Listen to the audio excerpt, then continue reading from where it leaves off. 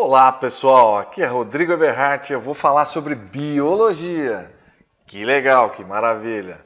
Bom, a aula hoje é de biologia celular, conhecida também como citologia. Na aula de hoje, pessoal, nós vamos diferenciar as células procariontes das células eucariontes, ou seja, as células bacterianas não têm núcleo com o envoltório nuclear, ou seja, carioteca. As demais células, células animais e células vegetais, contêm o núcleo dentro de uma membrana carioteca, uma membrana nuclear.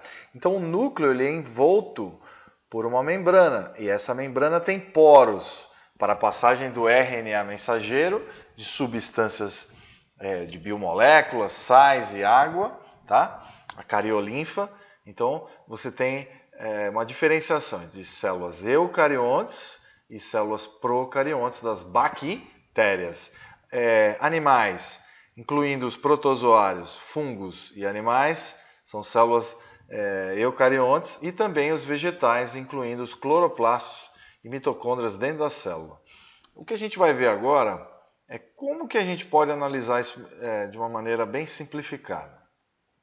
Então vamos lá, vamos ver os tipos de células que existem.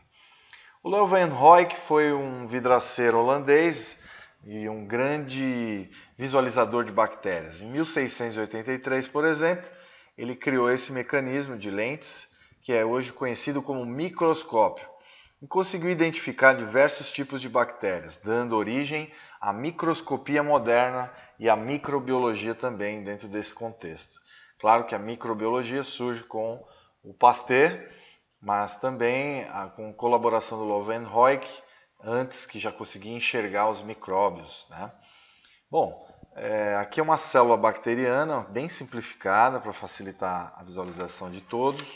Aqui a gente pode ver então a presença de um flagelo, riboéramos, não ribossomos, para a síntese de proteínas, o DNA disperso dentro do citoplasma, que é a parte líquida dessa célula. Aqui está faltando o plasmídio, que é um DNA circular, muito presente em bactérias. A parede celular ela é mais externa, e a membrana plasmática interna, que vai fazer a seleção de entrada e saída de substâncias. Vamos continuar vendo aqui então os diferentes tipos de bactérias, células procariontes, formando aqui um biofilme dentro de um catéter, e esse biofilme é feito de estafilococcus, que é um tipo de bactéria presente então numa camada limosa, fazendo um biofilme em infecções, por exemplo, com uso de catéter. Aqui as diferenças entre bactérias gram-positivas, então as células de procariontes podem ter uma camada muito espessa e também podem ter duas membranas dentro de uma camada de peptidoglicana, que é a mistura de peptídeos e carboidratos, tá? Bom, os tipos de bactérias podem ser comuns, podem ser bolinhas, cocos, bacilos em forma de bacilos, se tiver em fila, streptococcus, se estiver formando uma bolinha com bacilos, então é cocobacilos e aí vai. Os antibióticos que vão atacar somente as células procariontes, do tipo bactéria, vocês vão ler, vão parar o vídeo e vão dar uma lida. Um exemplo aqui bem prático, penicilina ataca a parede celular, as tetraciclinas vão atacar aqui, vão bloquear a ação dos ribossomos para produzir proteínas, e aí a bactéria vai ser morta por causa da falta de substâncias e falta de enzimas, então seu metabolismo vai parar, e aí os antibióticos vão atuar matando as bactérias, ok? Então todas as células funcionam como fábricas bioquímicas que utilizam os mesmos blocos moleculares básicos de construção. Então DNA, RNA e proteínas. Todas as células estão envoltas por uma membrana plasmática, que vai então fazer a seleção de entrada e saída de substâncias, do líquido extracelular e do líquido intracelular, o leak e o leque. Bom, os tipos de células, então as bactérias e as arqueias, formam o domínio das procariontes, tá? Formando então células sem núcleo com membrana.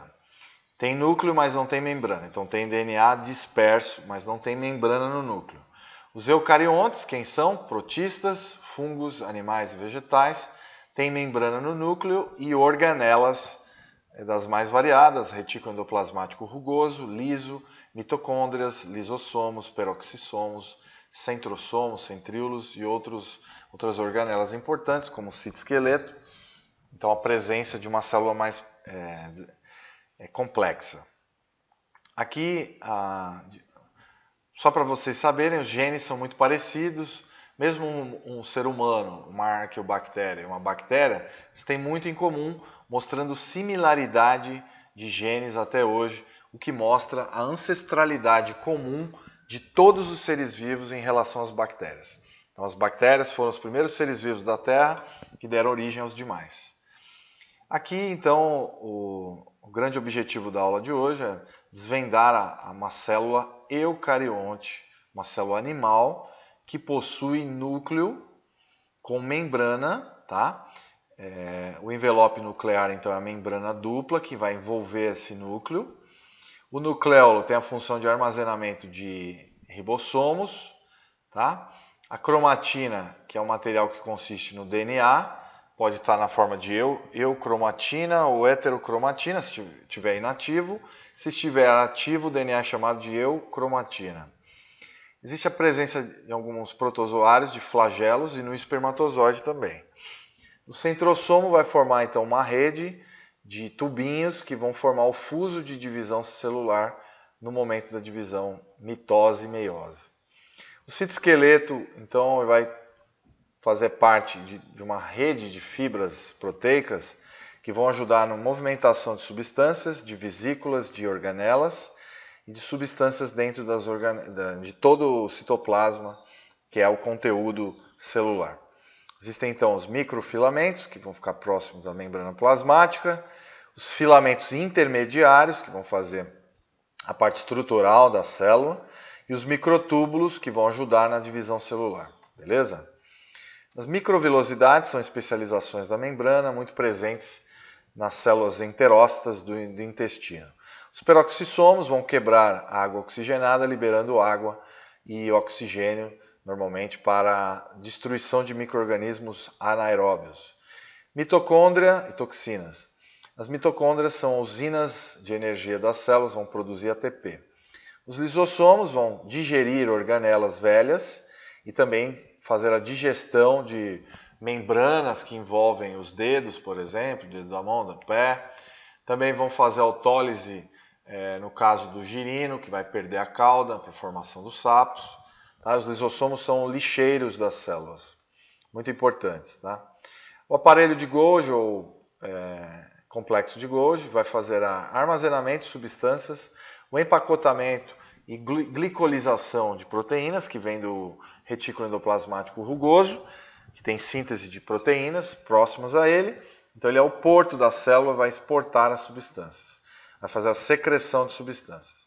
E os ribossomos, riboéramos? Não, ribossomos, presta atenção, vão fazer a síntese de proteínas, tá bom? Membrana plasmática, então, vai fazer o que? A entrada e saída de substâncias, vai formar, então, toda uma rede de gorduras e fosfolipídios que vão criar, então, a seleção de entrada e saída de substâncias. O retículo endoplasmático rugoso vai ser responsável, como ele tem bastante ribossomos aderidos a essa organela, vai fazer a síntese de proteínas. E o retículo endoplasmático liso, ele lembra de lipídios, de esteroides anabolizantes e também estrógeno, progesterona e testosterona, os hormônios sexuais, e também vai ser responsável pela desintoxicação de drogas, de álcool e de outras substâncias. Ok? Então, de modo geral, vocês viram todas as funções das organelas presentes em uma célula eucariótica que possui membrana no núcleo. E é isso aí, galera. Um grande abraço, espero que vocês tenham gostado. E é muito legal estudar as células. A gente estudou basicamente as células eucariontes, tá bom? Um grande abraço a todos. Espero vocês nas próximas aulas. Próxima aula sobre vegetais, células eucarióticas vegetais. Nesse caso foi uma célula eucariótica animal. Então entrem lá no vídeo, deem um curtir, se inscrevam no canal e acesse todas as videoaulas e clique no sininho para você ter as novidades do nosso canal e para também você conhecer o novo site que a gente vai produzir somente de aulas de biologia. Um grande abraço para vocês, espero que vocês tenham gostado. Até as próximas aulas.